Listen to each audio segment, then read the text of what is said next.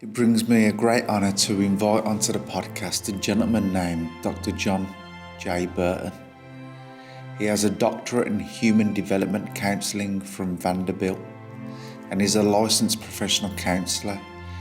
He has worked as a counsellor for over 42 years, presented numerous workshops and authored 5 books.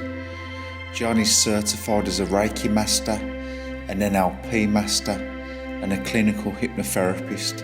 Drawing on consciousness and spirituality, his work centres around assisting individuals in recovering their true nature. Right. Hello, Dr John Burton. It's really good to have you here on a Safe Place podcast. I've reached out to you to see if you can give our audience maybe some more insight with your years of experience into what trauma is and how we can work towards overcoming it. So far away, John, what have you got for us? Well, first, thank you, Andy, for having me on your podcast. I really appreciate the opportunity to share and hope that it benefits those who are listening. So in my work of about 42 years, which is thousands and thousands of hours, 40-something thousand of hours, I'm learning every hour. I'm learning every session. And so I'm sharing, but I'm also learning. And so in the process, it's come to my awareness that trauma is first and foremost a response more than it is an event. Yeah. Now, the survival brain has an external focus, so it focuses on the event, but there's no resolution in the event. The resolution is within. And so once we can recognize that trauma is a response, it gives us access to what's going on the inside and gives us the ability to take charge of that and either redirect, resolve, or I guess in a way, reunify ourselves. And so that's kind of the focus of the work. Okay, so I'll bring one of my traumas into this situation if I can, John, if that's okay with you. Just absolutely. To can almost build like a timeline of how it began. As you say, it's a response to a situation. Almost the way I interpret it is in that moment, our ego, so to speak, is so overwhelmed with the amount of data coming in that it almost passes it off to these unconscious survival forces within us to take charge of it in some way and hopefully alleviate, create an escape back to some sense of felt safety. Would you say that's pretty absolutely accurate? Yep. Okay, perfect. So when I was about 5 years old, the way I can remember it, and I know our memories change and our unconscious plays around with them and we lose probably a bit of contact with the actual truth of what we interpreted in that moment. Well, I was about 5 years old. I remember I caught a vomiting bug and I can only assume that I would have naturally felt a little bit anxious because the body's taking over and it's quite an uncomfortable experience. But at the time in my life, my father, bless his heart, he was quite an angry, violent man. And I remember him, he was screaming at me to not be sick. He was getting really aggressive, very angry. And I can only assume in that moment that my unconscious brought fear up in an attempt to get me away from that event. But what it did was it inhibited the instinct to want to be sick, to alleviate myself. Yes. So as I went through life, whenever I started to feel nauseous or unwell, even with such a thing as simple as the flu, the way I experienced it, it would be uncomfortable feelings would come up, fear, anxiety, maybe intrusive thoughts that the worst case scenario was going to happen. Yes. And as I went through my journey, I started to notice, or from a cognitive level, that uncomfortable experience or coping mechanism that came up within me, as uncomfortable as it was, it came from a really endearing place of my body trying to help me not go through that same similar experience again. And what it would do is it would try and scare me away from the nausea because it associated nausea to being fundamentally dangerous to my survival. Does that make sense? Absolutely. So accurate to me. Absolutely. So as I went down the journey, I remember as a little kid, I developed maybe obsessive compulsive behaviors. I remember they used to install a cable network in Birmingham and they'd dig up this ground system and then they'd refill it in. I remember I used to try and walk back home from school at a very young age and think to myself, if I stay on that dugout bit of paving, I won't be sick tonight. And if I accidentally step off that, I will be sick tonight. And again, interpreting that was that beautiful unconscious again, trying to stop me going through that original trauma. But the way I've learned or perceive the unconscious, it usually tries to help you through discomfort rather than comfort. Absolutely. So I'm at the stage now where I'm 42, and I thought to myself, right, I need to go and get this finally resolved, because as I've got older, I've realized that my ego strength, or the energy in my body to repress that, has become slightly weakened. So it seems to be coming up a little bit more. Gotcha. So I went to see a hypnotherapist about 2-3 years ago, and he took me into a very deep state of consciousness, a very authoritarian induction that took me rapidly down quite quickly, to the point where it felt like it opened up a huge amount of consciousness. But in that moment, instantly, I felt this feeling of fear coming up, like I was going to be sick. And I remember I didn't want to let the hypnotherapist down, so my ego was trying to protect me in one sense by not upsetting the hypnotherapist, but protecting me in another sense by trying to get me to abreact and get me out of the experience, until eventually the discomfort got that overwhelming, my unconscious, like a reflex, abreacted. I remember I felt like I was going to throw up all over his office floor. Yes, yes. He was shocked. I was shocked. And we ended the hypnotherapy. And I remember for a few days later, I felt I was dealing with very powerful energies that felt very overwhelming. And I noticed also a tendency to feeling suicidal. So it was almost like it got that overwhelming. Another unconscious reflex kicked in, called the feeling of wanting to commit suicide, not from a conscious level. I definitely not want to kill myself, but it was almost like every part of me was looking for a way out, a way to escape pain. Wanted to kill the fear, right? Yes, that's it. So I decided to look at some self-hypnosis YouTube videos, because I thought, okay, that was deeply uncomfortable, but it also was an insight into maybe that's exactly where I needed to go. So I started doing some self-hypnosis videos, and I'd start to feel the sensations come up as I went into those deeper layers of consciousness. It was almost like as soon as I went quite deep, my unconscious would bring up those sensations, that fear. And I'd open my eyes and maybe give my nervous system 2 days to calm back down. Then I'd go back into the hypnosis, and I managed to feel the sensations for maybe 30 seconds longer.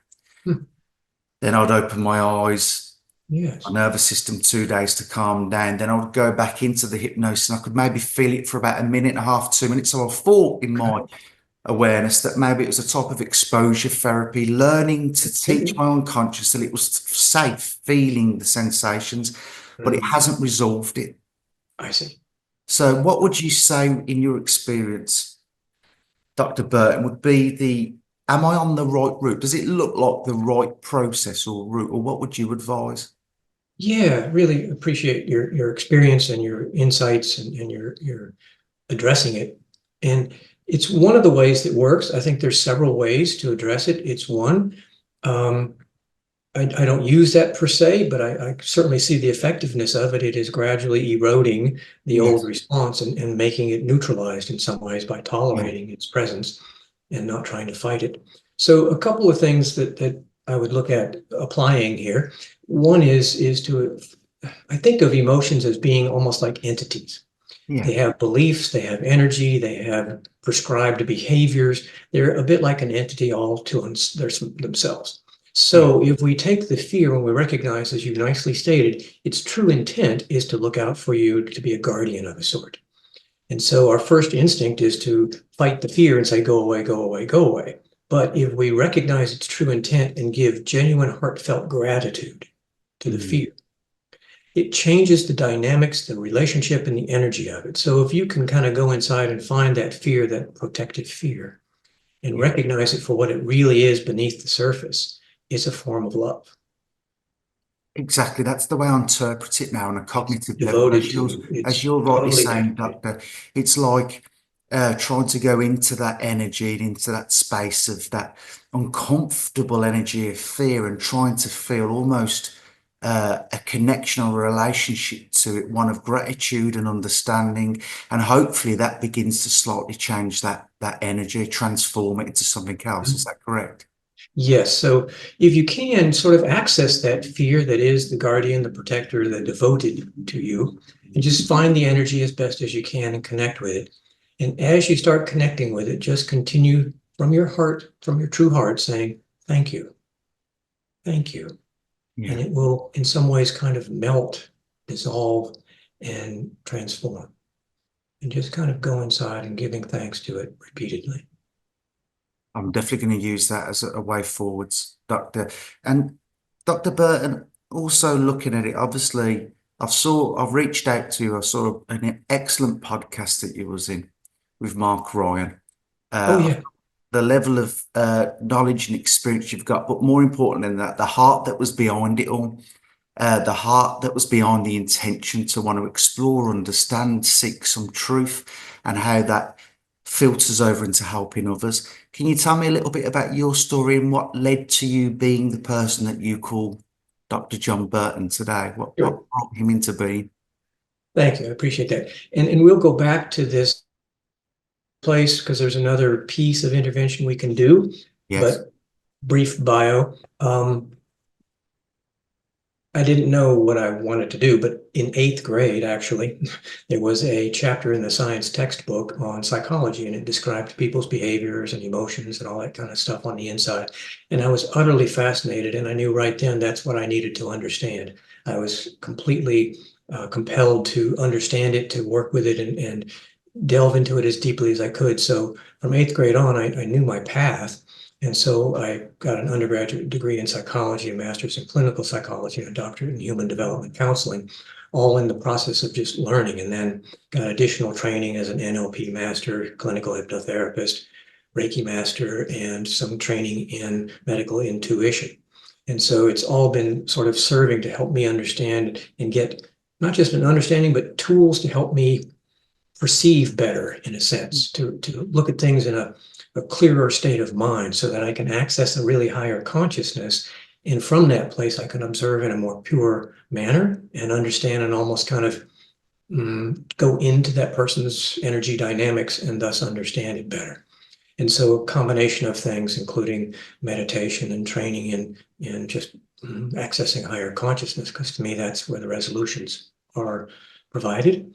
And so that's really been a lot of my work, as well as just my own personal journey of doing my best to access that higher consciousness as much as I can. And I love hearing, obviously, it starts off as a passion, something you're very interested in. Do you remember the moment where it turned from being a passion, something you was interested in, something that you was connecting to on a cognitive level, and then it became more about an experience or getting a closer connection to God? Do you remember what that time was when that happened? Yeah, gosh, good question. One experience that I think was pivotal was an NLP training with Robert Dilts and Robert MacDonald, and that was somewhere in the 90s, mid 90s, I suppose. And it was so lovely. It was called Tools of the Spirit. Mm. And in the process, NLP, but applied to sort of spiritual connection and drawing on the resourcefulness of spirit and that consciousness. So that was a pivotal point for me. It sort of changed my perceiving abilities, almost like it aligned them to a more accurate view. And gosh, there's been several workshops that were particularly profound in developing that consciousness. A lot of reading as well. Robert Adams, Sadhguru, Alan Watts. Gosh, back in college, I was having some panic attacks in senior year of college. And I was like, what am I going to do with this? How am I going to do this? So I found Alan Watts' book in a bookstore back in 1970, gosh, 7, 6, something like that. And that was sort of an intro into a whole different consciousness. And so that was a pivotal point as well. And self-hypnosis I learned back then because I had some abdominal pain for unknown reasons that was so intense I was debilitated. So I learned how to do self-hypnosis and put a spot of relaxation into my abdominal area where the pain was. And within a few practice sessions, I was able to dissolve it and it never came back. Wow. So in some ways, distress was a catalyst, as well as just open-mindedness. The NLP training itself, practitioner and master practitioner, was also extremely pivotal in my own development of awareness, consciousness. And how do you go down those layers into that space where we connect to source or God? Dr. Burton, do you have Yeah. a daily practice or something that you always go back to when maybe naturally our nervous systems can get overwhelmed from time to time? Do you have Surely. a place that you go to within yourself and a process in which you can connect to source? Yeah, and fortunately, because of my work and my own personal journey, I go there many times a day because with clients, I go there right away. So I might go there for 5 or 6 hours a day just in my counseling process. But then on my own, before the day gets going, at the first part of the morning, I'll spend time going into, and words are hard to come by, but it's accessing a place of pure awareness, pure being, separate but aware and observing any and everything, and sometimes not even observing, just in that state of pure being. So go inside and just access what amounts to feeling like it's almost an empty space, and yet, as Buddhists might describe, full of nothing, the fullness of emptiness. And so going into that place of empty and just being, no words, no beliefs, no perception, just pure being state. Yes. And then sometimes things are provided for me from there, insights or guidance or direction, but it's really that place of emptying myself essentially. Yes, I think I've experienced that space a couple of times. Well, I remember in my early days when I started to experience it, it felt very triggering. Uh, Mm-hmm. that huge, expansive space that one could call the void, so to speak. Mm-hmm. It's so alien to the ego, isn't it? Oh And I my think gosh, it does yes. bring up in my early days quite anxiety producing, but I've felt a lot more comfortable being able to let go of all concepts.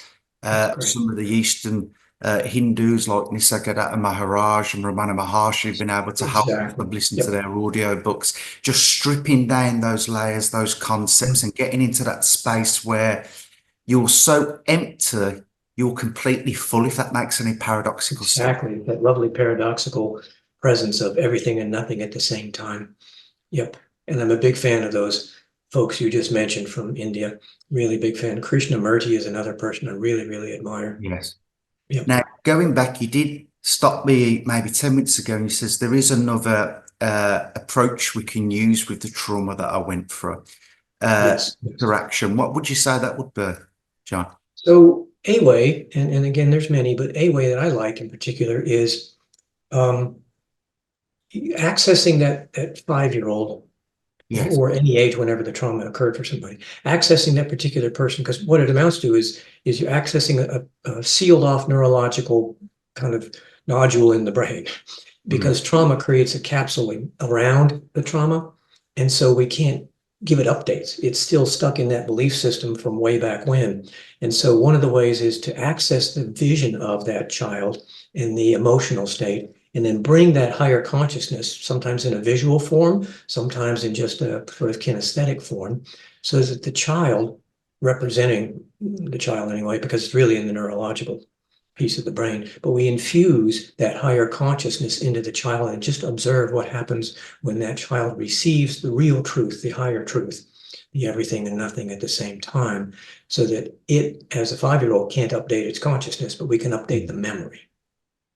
I've got, yeah. Now, here's an interesting experience I had where I believe I got there and I felt like I'd resolved it, but it didn't completely resolve it. So I remember I was lying down once again under the self-hypnosis and some of the sensations were coming up. Really uncomfortable, triggering sensations, and Mm-hmm. the typical suicidal impulse came up alongside it to try and keep me away. And one of the ways I analogize that is I remember once I was in a high-rise building and I've got a natural fear of heights. And I remember I was standing next to the end of the window and I thought, right, I'm talking to all of my clients about how to deal with their sensation and fears. Guess what? I'm going to go and stand right next to the window. As I'm standing right next to the window, I can feel this huge physiological response to fear to move me away from that perceived threat. But I stayed there. I was going against that unconscious response. But Yes. interestingly, I then noticed an impulse to want to jump. Now, a client would usually tell me that that scared them more and they interpreting that as a bad thing. But the way I interpreted it was my unconscious was clearly sending me a signal through anxiety to move away. When my ego didn't listen to it, it went, right, I'm going to scare you more and give you the impulse to jump. So it doubled up the fear, and then that got me to retreat. Okay. Okay. Right. So there I am under the self-hypnosis, and I'm feeling now this suicidal. It felt like I was either going to go insane, or it felt like a part of me wants to go and jump out of the window. Now, that, I know that to many listeners, that sounds very dark, but one of the things I'd say to a client is that doesn't show me that there's anything wrong with you. It shows me that actually everything's working right within you. It was just So so true. uncomfortable, right? And it's a natural response to trauma. Yeah. So as I luckily had a thread of conscious awareness, and that's what's really important about this, without that frame of reference as to what's going on, it could overwhelm you to a degree. But I had just enough conscious awareness to go, this is just a trauma response. And I allowed myself to truly let go and feel what was happening. Yeah. And I remember lying down on my pillow, and I remember repeated this few statements. I just want to be sick. I want to be sick. And I realized I connected to the instinct of the 5-year-old self before my father, inadvertently, unbeknownst to him, traumatized that out of me. And I started to cry, and I felt a lot of peace. And I remember I went to work that evening, and the colour of the trees looked brighter, the breeze smelt more pleasant. And I thought, wow, I've done it. I've overcome it. But then over the space of about 12 to 18 months, it slowly started to creep its way back in. Is that a normal thing that occurs?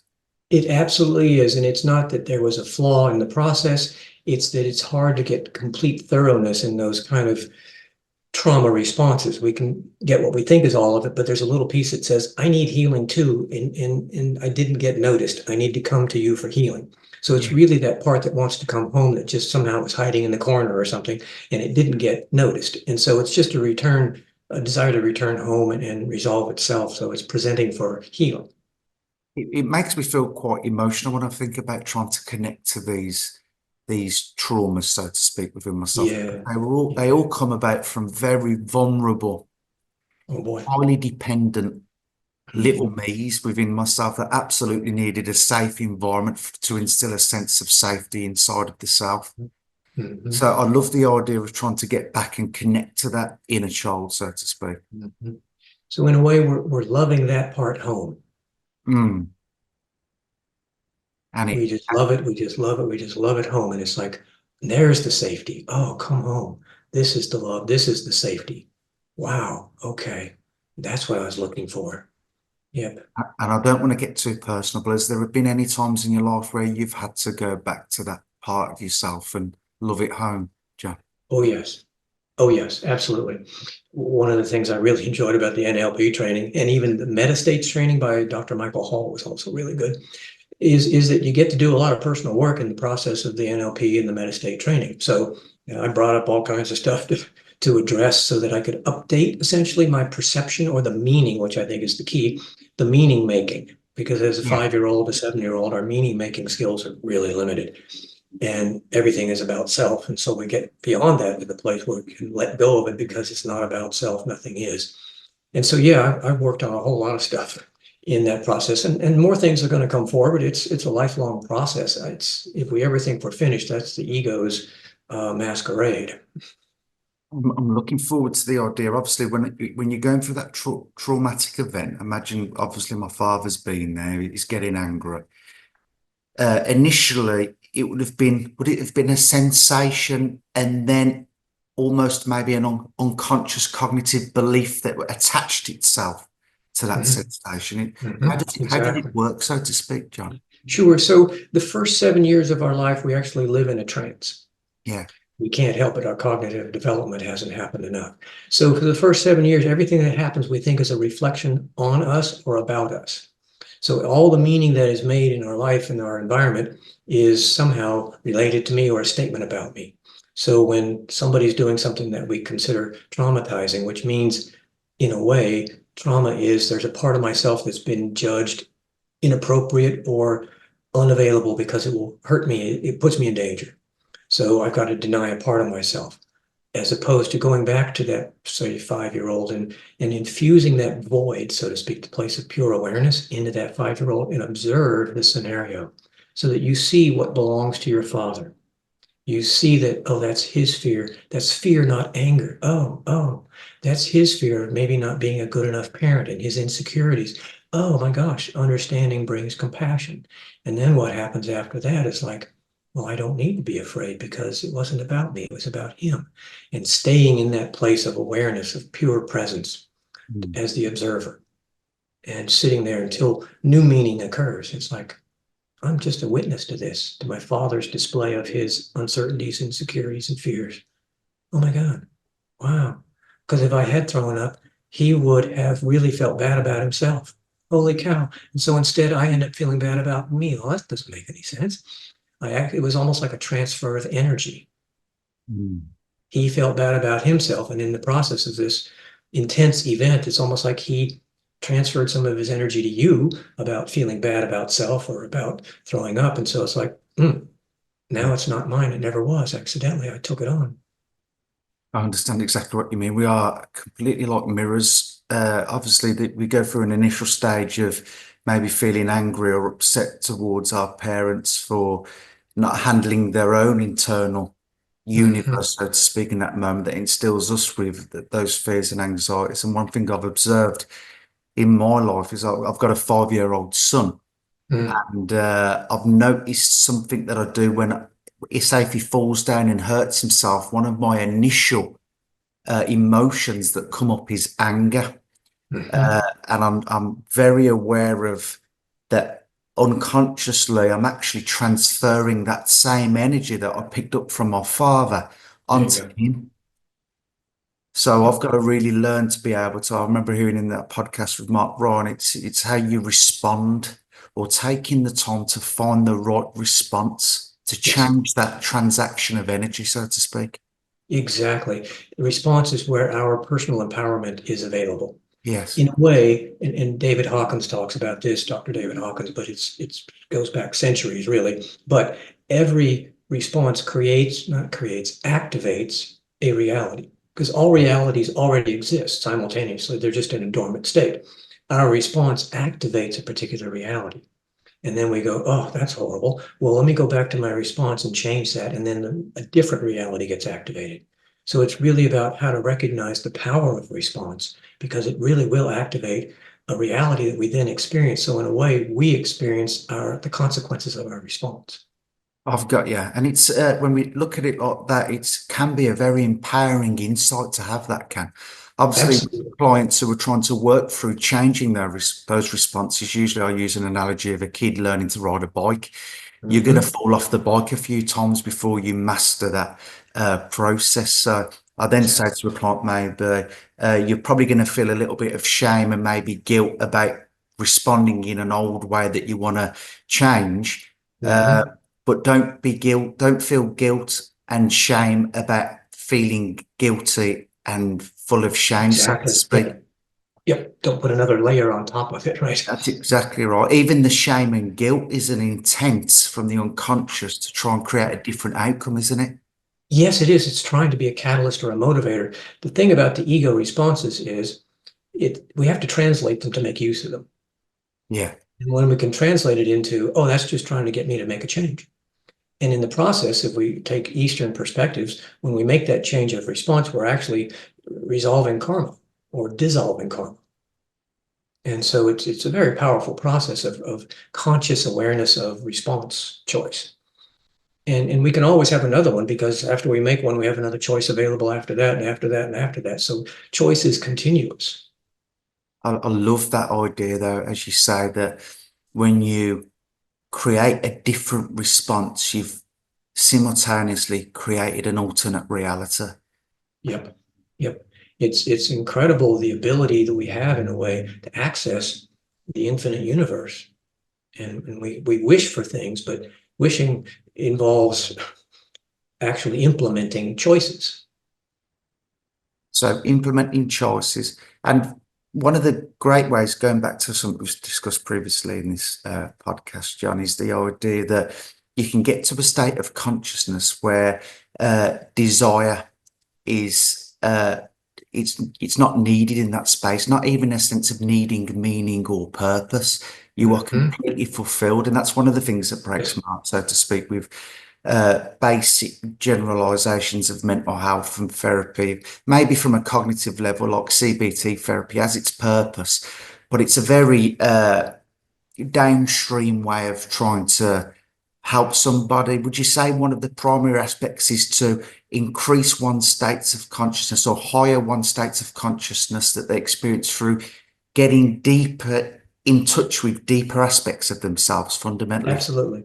To me, it's all about consciousness and gaining the ability to navigate through consciousness and to leave behind the personalizing and to recognize we are not our thoughts.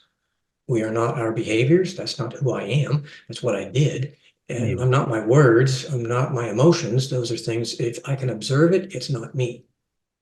I've got you. Now, I'm the I'm quite infinite. ignorant on the modality of NLP. Would you give me just a brief overview about what it entails? I'm sure it's very deep, but just give us a brief insight into what it is. Absolutely.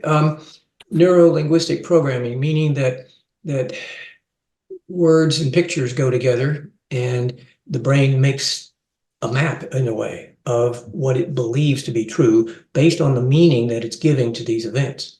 Now, the meaning is dependent on it doesn't talk about this piece, but the meaning is dependent upon the level of consciousness we're in at the time of the experience, which to me is why the focus on consciousness is so crucial. NLP has great methods and techniques for shifting perspectives and altering consciousness. And so what it does is to allow us to go back with a different consciousness and review an event, for example, but it gives a completely different meaning or dissolves the meaning entirely to the point that, well, that event really doesn't have any meaning. It never did.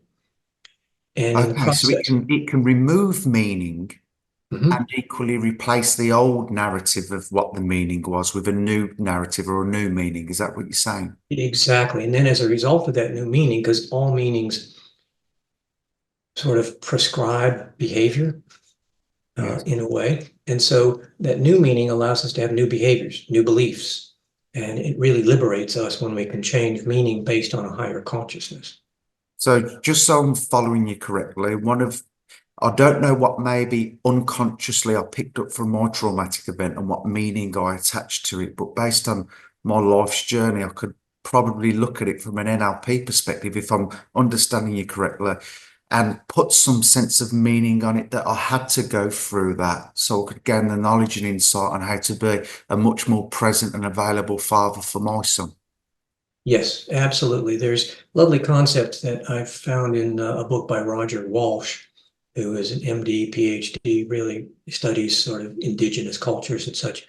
And he uses the term transnoia, which is the perspective that everything in this world, in the tangible world, is not just the presence of God, but is designed with full intent to help us move toward reunion with Christ consciousness or God consciousness. So Yes. that every event and everything and everyone is designed for that. So it's like a conspiracy to get us back into union. And so I love that perspective of transnoia. It allows us to dig beneath the surface to find how is this a catalyst or an invitation for me to reclaim and return to union. I love the terminology of that myself, the conspiracy of love. Everything leads back to love and that deepening relationship to God. I know that in my life, when I've experienced feeling connected to God, it's like my sense of well-being just goes up from maybe a 5 to a 10. I feel Yes, yes. connected, more optimistic, more hopeful. And then I lose that. And then I'll fall into that dark void of not believing in God. And then I actually feel physically unwell to a degree, less energy, Yes. more pessimistic. How does one try and attain that space, feeling that connection? I know that we've talked about processes in which you follow. You get that connectedness through working with clients. But how do I stay there, John? It drives me crazy. I just want to feel that I hear you. closeness all the time.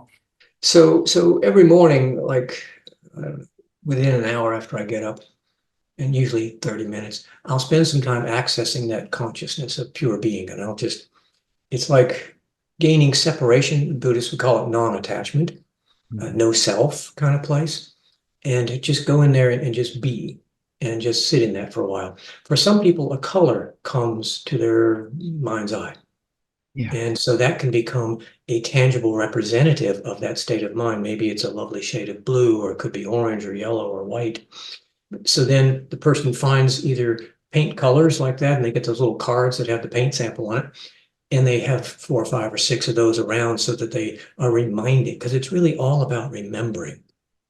It's all about remembering. So we find ways to have positive triggers Yes. through the course of the day. And so then when there's a pause, whether it's at a traffic light or in line at the grocery store, it's like, oh, here's an opening. I will utilize this to just sit in that place again. And I don't care how fast the line moves in the grocery store anymore. So it acts like an anchor, doesn't it? It steadies that ship and gets you present.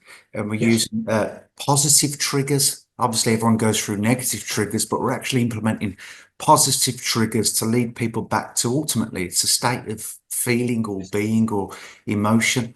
I remember the other night in the bath, it felt like it'd been such a long time. Obviously, you work, you survive, you don't realize how much energy just goes into trying to afford the mortgage, the bills. And I got into the bath because I never used to take baths, but my partner, she jumps in the bath for an hour. It's like she's gone to a different country. She's gone for a while. And I thought, I'm going to try that. So I put on some soft music. I got in the bath, and it was almost like a dream state where just before you go to sleep on the night, you almost get a few images, but there's still a bit of conscious awareness that you're about to dream.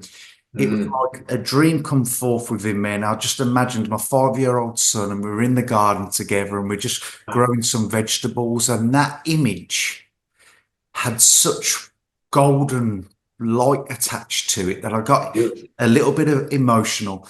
And it's made me, in a sense, completely reorganize what I want to do with my life. I want to completely take, I wasn't even aware of how much my energy was just being splashed all over the place and Oh leaving. my God. And what it's done is I think it's got me in touch with, there's another gentleman I speak to in terms of this stuff's right down in your genome. It's like you're getting a glimpse into the information that's wired into you at the most deepest level of your being. And what I connected to was the feeling I just want to be with my kids. I just want to be a good dad. I want to teach them how to grow things. I want to teach them that the father loves them. And that emotion was beautiful. And it made me realize I've not connected to that for a long time. Oh, yes. Yes, yes. All the distractions of life, right? Yeah. Good. Sure. And so that's a memory that's really strong, and it has a lot of energy about it that you can access it anytime Yes. and tune into the energy of it. You know, the visual piece and the dynamics of it are fine and they're powerful, but the energy that gives rise to that is the place you want to get to, is the absolute energy that's just pure love, right? And so you Yeah. access that, and it's like, my goodness, it goes everywhere. Wow, it has no bounds. Have you got children, have you, John? I do not. No. How come you never, have you ever thought or tried to have children? What? Yeah. There was a time, I guess early in adulthood, I didn't want. And then somewhere in 30s, it was like, yeah, I think I would love to do that, to kind of assist, share, guide, nurture. But it just didn't happen for whatever reasons. And so I just assist, share, guide with clients. But I assume in many ways you're like a father figure to many people, aren't you? I think so. And do you ever feel that energy of, obviously, we've got to be careful with counselling with clients in terms of transference, but do you ever feel almost like that father-like energy to want to help them and protect them in ways by giving them deeper insights into themselves? I do my best to keep a sort of a non-attachment, in the sense of Yeah. it's truly just love and sharing that love, and that sometimes takes the form of insight or wisdom or questions, for that matter, so that they might discover something that liberates them in some ways more.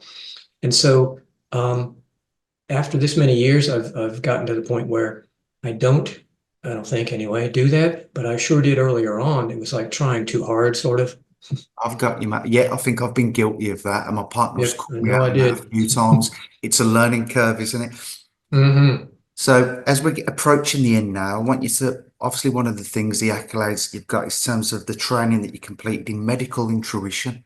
I'm Yes. really interested in what that is. Talk to me about that. John? Sure. Really interesting stuff. Great faculty. It was like 4 full days with a great collection of folks.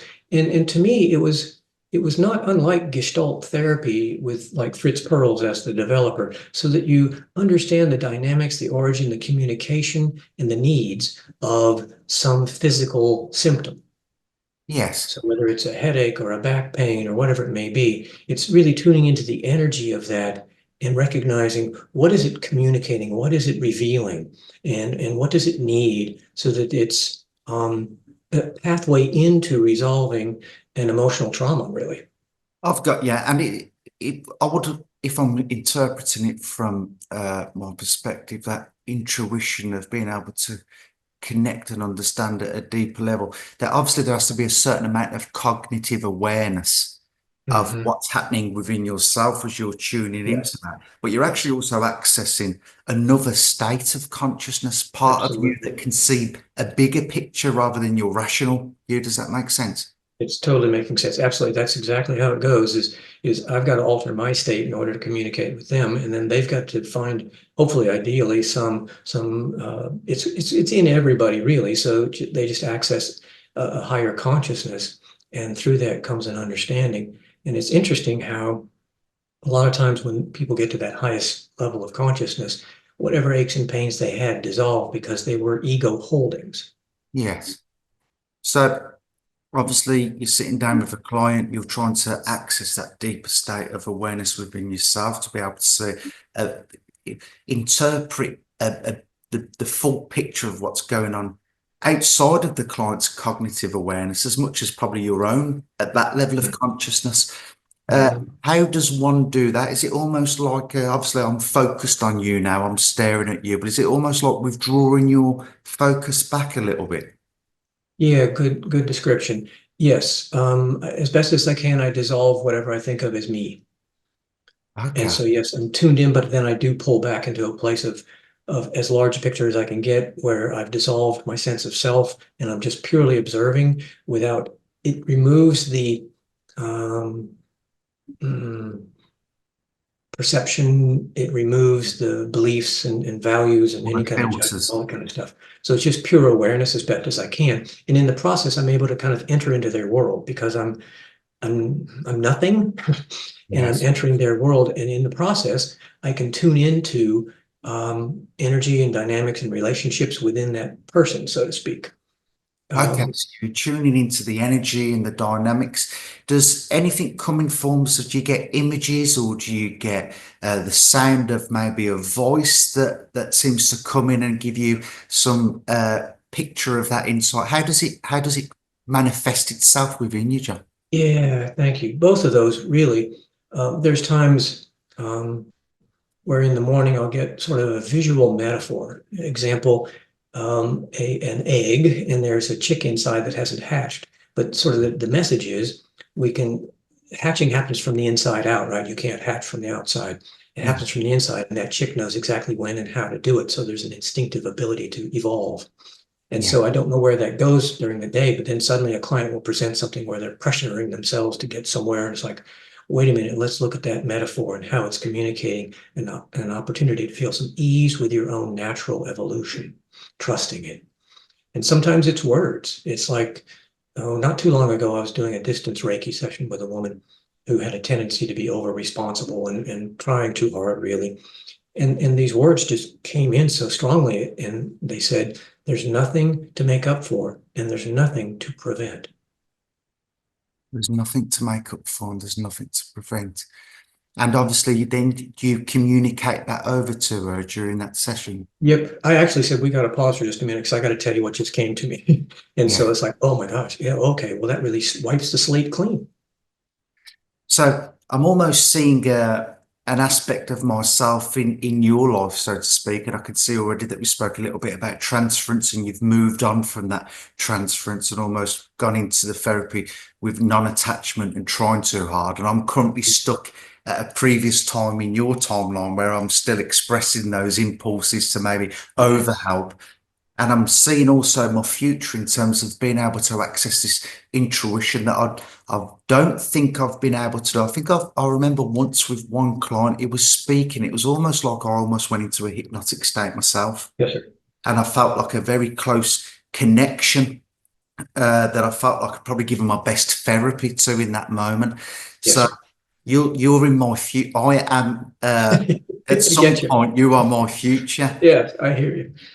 Yep, And I appreciate that a whole what lot. other golden nuggets do you have, John? What else do I get to look forward to in my future with what you've been Yeah, through? I so appreciate. Another book I'll mention it's very thin. I mean, it's not even 100 pages. It may be 80 at most. And it's very small. It's called How Things Exist, written by a Buddhist monk. And I just found it to be so fascinating because it talks about nothing, of course, has inherent meaning, but our survival brain, ego attaches meaning to everything because it's based on how does that relate to my self-worth? Mm. And that dissolving of self-worth or self ultimately is one of the keys. So in that book, How Things Exist, it talks about the meaning we give something, then the meaning dictates our choices, our responses, which is very interesting because it's like I just gave away all my power to meaning. Yes. No, So that makes learning how sense. to dissolve all meaning, learning how to dissolve even the sense of self so that nothing is about me and I know it can't be. I think that's one of the key pieces where I can be so, as best as I can, clear and present. And And some people can fall into that dissolving of the sense of self quite naturally, and other people, it's going to be a quite a gentle process because, in my yes, experience, yeah, it can fill you with a little bit of anxiety going yeah, into that state of that self yeah, dissolving. You yeah, do have to gently learn to swim in that water of uncertainty you of what bet. self dissolution feels like, don't you? Yes, absolutely true, Andy. And so another thing that came to me one day when I was just playing around, because I like to just kind of go out in the ethers and explore. And one of the things was utilizing peripheral vision. That's the stuff we can see out here without looking at it directly, right? And so it's an interesting point of access to a different consciousness. So if we pick a spot and we stare at it, and there's a little bit of sort of circle that's in focus and everything else is blurry. And if we go out to the peripheral vision to where we can see far left, far right equally and simultaneously, you'll even feel eye muscles kind of shift. And then there's an actual interesting state of pure being. Mm. I I'm think aware of I know what everything you're out there, talking but about. it's out there. I'm sorry? Yes, I think I can connect to what you're saying there. I think I've experienced that, but I need to turn these insights into almost practices. I think that's one thing I'm lacking is that sense of discipline. There's one part of my heart that's hungry for these deeper states of consciousness, connecting to source, connecting to God, but actually stuck in survival mode, we don't actually implement the discipline that's needed to maintain that connection, do we? Yes, I hear you. And I feel like sometimes the word discipline has a pressure attached as opposed to Yeah. commitment, Yes, commitment. has a different feel. It does. Dr. John And Burton, so sometimes, it's been an absolute pleasure meeting you. Thank you so much for taking some time out of your day. I know it's early over there. most What was it? welcome, Andy, my 9 pleasure. a.m. the start of time over there, was it, John? No, not bad at all. It was 9 a.m. That's not bad. I was up at 5 o'clock this morning, so I've been up for a while. So, but my pleasure to join you, and I appreciate you having me, and I appreciate what you're doing and your own process. It's lovely and it's evolving, and just keep trusting that it will, because every time you say yes to the evolution, it will respond to you. Thank you. I'm really grateful for you, Dr. Most John welcome. Burton. Take good Take care. care, Enjoy. brother. Bye-bye.